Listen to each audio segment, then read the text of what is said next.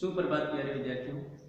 कक्षा 10वीं के विद्यार्थियों के लिए आज हमारी हिंदी विषय रहेगी, जिसमें पहला पाठ सूरदास और सूरदास का पहला पद और दूसरा पद तो हम पढ़ा चुके हैं और आज हम तीसरा पद पढ़ेंगे।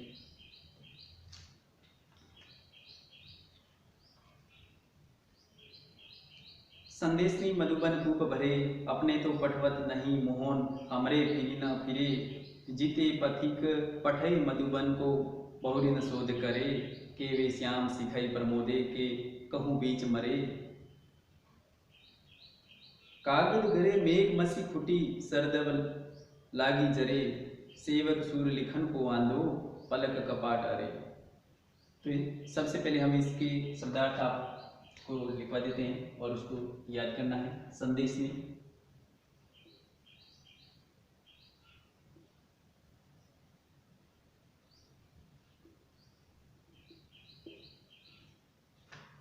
संदेशनी का अर्थ होता है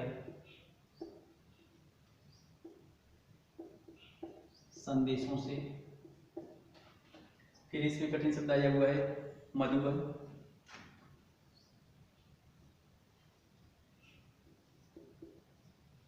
मधुबन का अर्थ होता है मथुरा। फिर आगे आया हुआ है इसमें कूप। कूप का अर्थ होता है कुआं या फिर कुएं।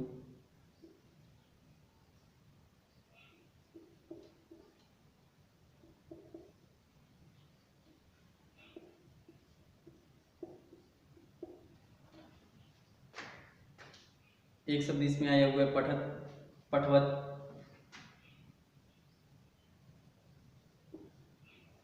पठवत का अर्थ होता है भेजते हैं।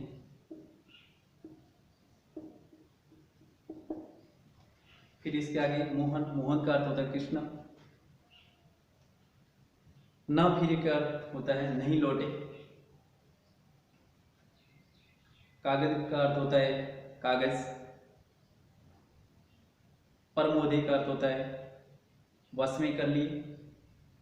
और फिर आगे एक शब्द इसमें आया हुआ है सर। सर का अर्थ होता है सरदब यानी सरकंडों के जंगल।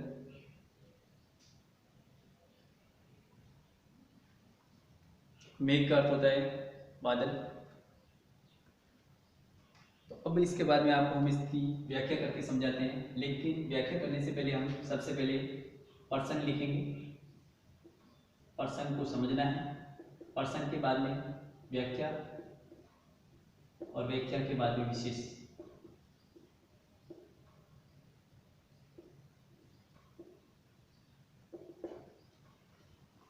प्रसंग।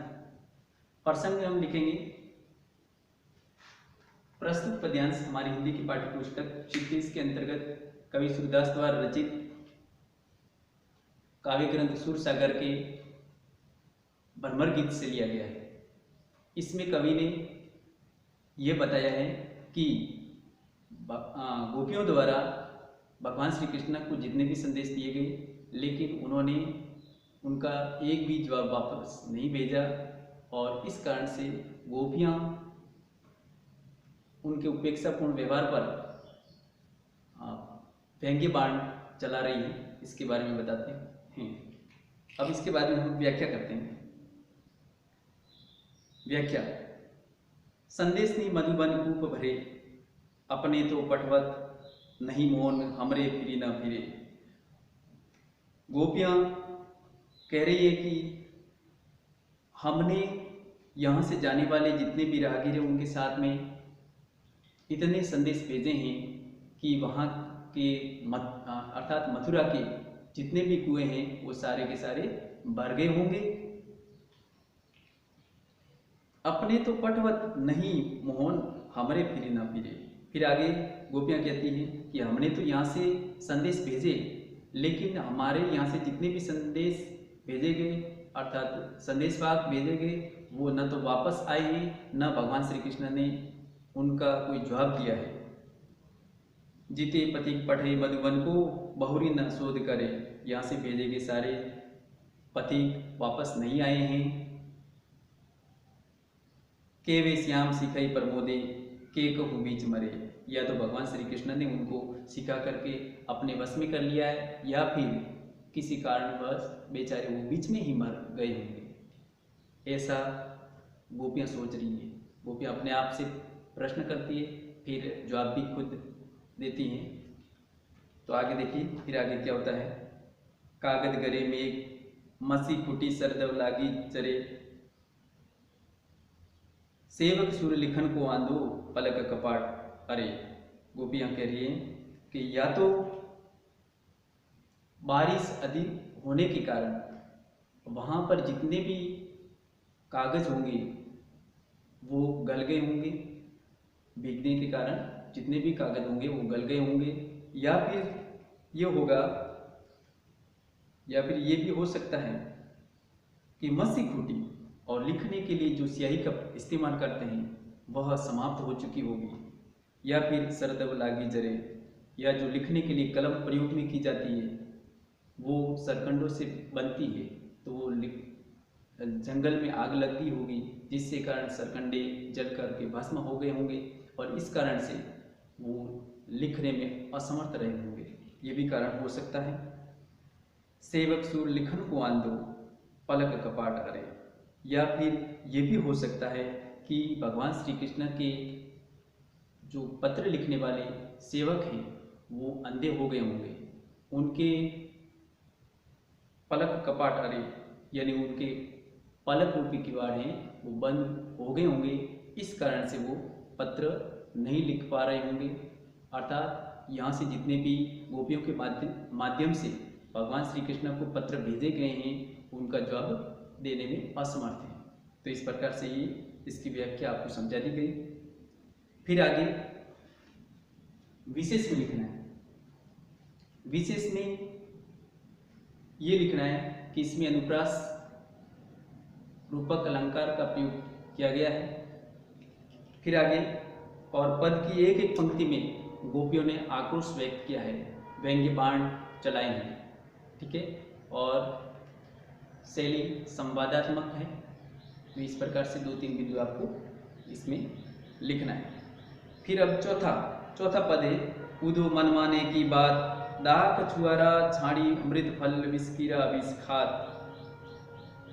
अब यहाँ पर आपको देखना है, दाख का मतलब होता है अंगूर, दाख का मतलब होता है अंगूर।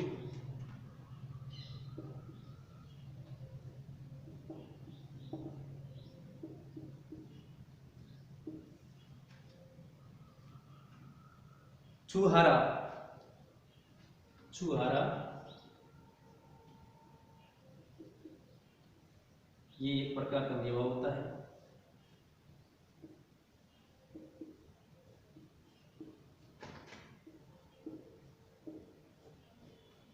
फिर उसके आगे हैं विष कीड़ा, जो जहर को खाता रहता है, एक प्रकार का कीड़ा होता है जो उसको जहरी प्रिय होता है, ये प्रिय लगता है। चकोर, चकोर एक पक्षी होता है जो चंद्रमा की किरणों एवं अंगारे को खाकर ही अपनी भूख शांत करता है। फिर आगे देखिए, मधुप, मधुप का अर्थ होता है भौरा, काठ का अर्थ लकड़ी, पतंग, पतंग का अर्थ होता है एक कीट जो कि दीपक के चारों तरफ मंडराता है और दीपक से लिपट करके अपने प्राणों की आहुति देने में ही वो भलाई समझता है। अब इसकी व्याख्या करके हम आपको समझाते हैं। उदो मनमाने की बात दाख छुआरा छाड़ी अमृत फल विस्कीरा विष खात। मथुरा से जब भगवान श्री कृष्ण ने उद्धव को, गोपियों को योग शिक्षा देने के लिए भेजा गया, तब गोपियाँ क्या कहती हैं, उद्धव को किस प्रकार से जवाब देती हैं, उनका ये यहाँ पर वर्णन किया गया है कि उदो मनमाने की बात दाख छुआरा छाड़ी अमृत फल विस्कीरा विष खात। गोपियाँ उद्धव से कह रही हैं कि हे उद्धव जी, ये तो मन के मानने की बात है, अर्थात हमारा जो मन है वो भगवान श्री कृष्ण से लग गया है, भगवान श्री कृष्ण की भक्ति में लीन हो गया है, तो अब हम उनसे ही, भगवान श्री कृष्ण से ही प्रेम करते हैं, चाहे वो कैसे भी हों। उदो मन माने की बात, डाक छुआरा छाड़ी अमृत फल, विष कीरा विष खात। आपने विष कीरा देखा होगा, जो जहर को खाने वाला एक कीट होता है, वह उनके सामने यदि हम अमृत के समान मीठे लगने वाले अंगूर तथा छुहारा नामक फल वगैरह दे दिए जाएं, तो भी वह उसको नहीं खाता है। उसका मन सिर्फ जहर से लगा हुआ है और वह जहर ही खाता है, गंदगी खाता है, लेकिन वह उनको अमृत के समान मीठे लगने वाले फल देते हैं तो वह नहीं खाता है। फिर आगे देखिए कि जो चकोर को दे कपूर को, तजी अंगार अगाध। और जिस प्रकार से चकोर पक्षी को यदि शीतल कपूर दे दिया जाए तो वह उसको नहीं चुभता है, और उसका जो प्रिय भोजन है वह तो केवल अंगारे ही चुभता रहता है, अर्थात अंगारों को ही वह खाता रहता है। उसका जो प्रिय लगने वाला है वह अंगारे ही हैं। मधुप करत घर होरी काठ में, बंदित कमल के पात। भंवरे का नाम आपने सुना होगा, भंवरा देखा भी होगा। भंवरा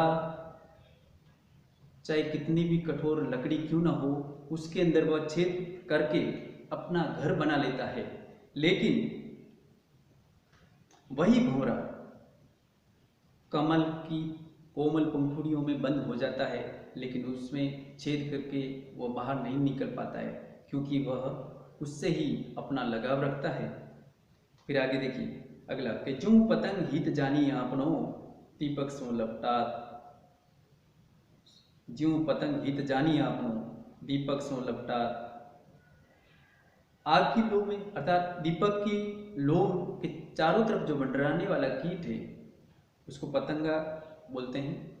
वह अपनी भलाई उसमें लिपट करके अपने प्राणों की आहुति देने में ही समझता है, लेकिन दूसरा उसको प्यारा नहीं लगता है।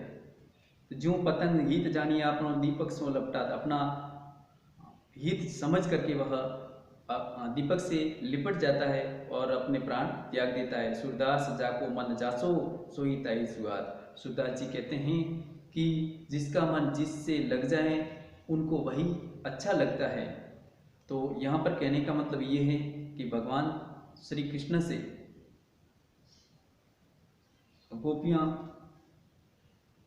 अपना मन लगा लेती है, अर्थात भगवान श्री कृष्ण की भक्ति करती हैं। अब उनको अगर योग संदेश देने के लिए ये उद्धव जी कहते हैं तो वह उनकी बातों को बिल्कुल नहीं मानती हैं, तथा वह सगुण भक्ति के लिए अपने तर्क देती रहती है। तो ये अपना जो चौथा पद था वह भी पूरा हो गया। आज अपना ये पहला पाठ पूरा हो गया। अब इसके प्रश्नोत्तर हैं। पेज संख्या 3 पर आ जाइए, इसको खोलना है और इसमें आप सबसे पहले कठिन शब्दार्थ हैं उसको देखेंगे। खोरी, खोरी का अर्थ होता है गली, ढोटा का अर्थ होता है पुत्र, अंकुर का अर्थ होता है रिश्वत, मधुबन का अर्थ मथुरा, मसी का अर्थ स्याही, अगाध का अर्थ प्रसन्न, पोरी का अर्थ दहलीज, भूरे का अर्थ बहकाना, भौर का अर्थ भंवरा या भ्रमर, शोध का अर्थ खोज, सरदव का अर्थ सरकंडों के जंगल, सुहाद का अर्थ रुचिकर, श्रवणानी का अर्थ कानों से, तनक का अर्थ जरासी, सर्वस का अर्थ सर्वस्व, परमोदे का अर्थ वश में करना, दाख का अर्थ किशमिश। तो ये कठिन शब्दार्थ थे। अब इसके बाद में व्यास प्रश्न, वस्तुनिष्ठ प्रश्न। दूध मिलियो एक भोर से, क्या आशय है? इसका पहला विकल्प भंवरा, दूसरा राधा, तीसरा गोपिकाएं और चौथा है उद्धव। तो सही उत्तर है वह है उद्धव। दूध मिलियो एक भोर से क्या आशय है? तो उद्धव से आशय है। दूसरा प्रश्न, नागर नवल किशोर विशेषण किसके लिए आया है? तो सही उत्तर इसका है कृष्ण। नागर नवल किशोर विशेषण किसके लिए आया हुआ है? कृष्ण के लिए आया हुआ है। तीसरा प्रश्न, कृष्ण गौरी संबोधन किसके लिए कर रहे हैं? कृष्ण गौरी संबोधन राधा के लिए कर रहे हैं। चौथा प्रश्न, सारे बंधन तोड़कर कौन कहाँ चला गया? तो सारे बंधन तोड़कर भगवान श्री कृष्ण मथुरा चले गए। पांचवा प्रश्न है, गोपियों को भ्रमर के रूप में कौन सा दूत मिला? तो इसका सही उत्तर है, गोपियों को भ्रमर के रूप में उद्धव दूत मिले। छठा प्रश्न, श्याम ने किसको सिखाकर वश में कर लिया? तो इसका सही उत्तर है, संदेश वाहकों को, अर्थात पथिकों को सिखा करके अपने वश में कर लिया। तो ये इन प्रश्नों के आपको उत्तर बता दिए। अब प्रश्न संख्या 7 से लेकर 13 तक जितने भी हैं उनके प्रश्नोत्तर आपको याद करना है और इसमें से खोज करके इसका उत्तर है वो लिखने का प्रयास भी करना है। ठीक है, तो ये अपना आज का पाठ पूरा हो गया। बहुत बहुत धन्यवाद। और आपकी जो आज का जो टॉपिक पढ़ाया है इससे संबंधित होमवर्क है वो मीट्स योर पेरेंट ऐप में दे दिया जाएगा और उसको पूरा करके जो टाइम दिया गया है उसके अनुसार सबमिट करेंगे। धन्यवाद।